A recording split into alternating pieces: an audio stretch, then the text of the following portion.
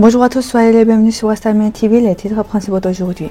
Pourquoi l'effondrement n'est-il pas empêché? L'Église arménienne abandonnée devant l'ordre du jour du Parlement turc.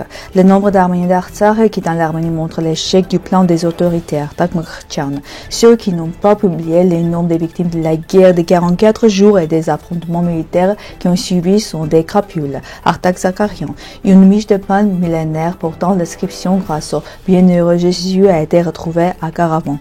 Quel est notre cœur de métier? Quand vous ne vous engagez pas dans l'éducation de la société, d'autres le font. Ovakim Zakarian, des zéros, la plupart ont dit, mettez un pansement et partez, les garçons ont besoin de moi. Médecin militaire.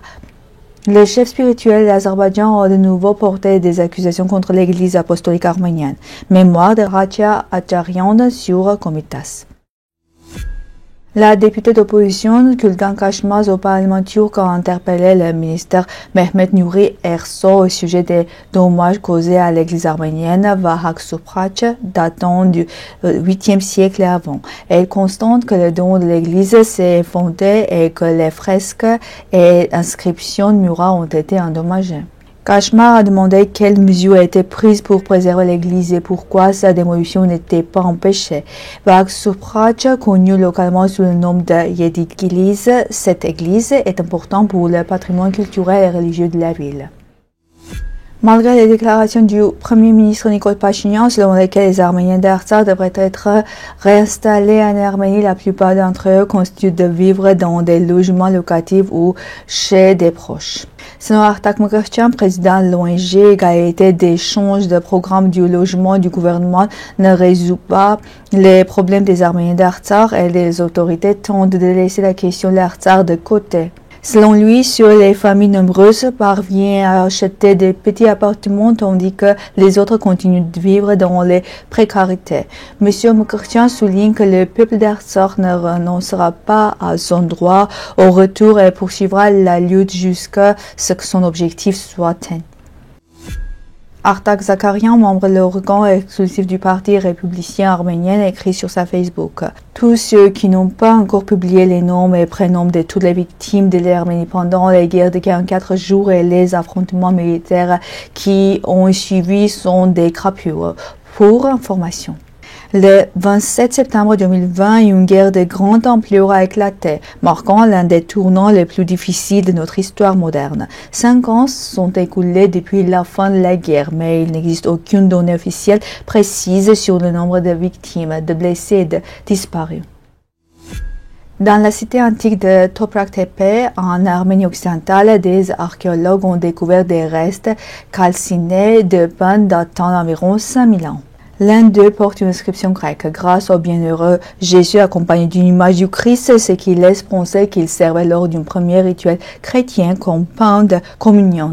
D'autres pains étaient ornés de croix de Malte. Selon les chercheurs, les découvertes témoignent de la valeur spirituelle du travail et de la fertilité dans les croyances anciennes. Grâce à sa carbonisation, ce pain figure parmi les spécimens les plus anciens et les mieux conservés retrouvés en Arménie occidentale.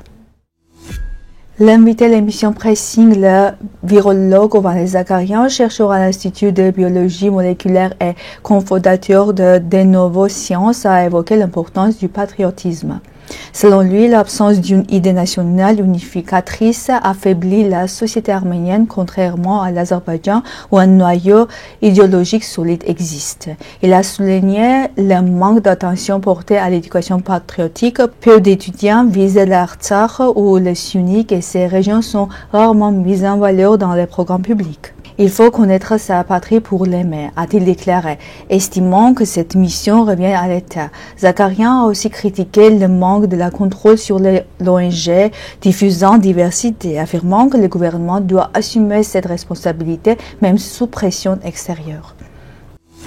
Pendant la guerre de 44 jours, le médecin militaire Serop Grigoryan a risqué sa vie pour sauver des soldats et a été blessé le 27e jour en secourant des blessés. Il raconte avoir choisi cette profession par hasard, sans jamais le regretter. La discipline militaire a selon lui forgé son sens des responsabilités.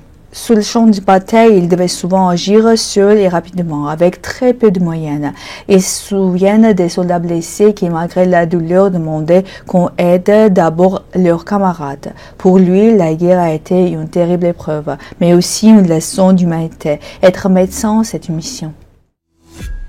Le chef du département des musulmans de Caucase, Cheikh Islam Alagoulas Pachazadeh, a une fois de plus accusé l'église apostolique arménienne, affirmant que l'église arménienne ainsi que la diaspora arménienne mettent tout en œuvre par une propagande destructrice pour saper le processus de paix. Pachazadeh a fait ces déclarations lors d'une rencontre avec le secrétaire général de l'ONU, Antonio Guterres. Selon les médias d'État azerbaïdjanais, le chef religieux azerbaïdjanais a également ajouté « Alors que les dirigeants politiques des deux pays avancent vers la paix, l'Église arménienne appelle à la vengeance et à un nouveau conflit.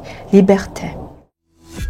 Raja Acharian raconte qu'entre 1899 et 1902, il vécut et étudia avec Komitas au séminaire Gevorkian Echmiadzin. Selon lui, Komitas était un homme exceptionnel, travailleur, modeste, sincère, patriote et profondément spirituel.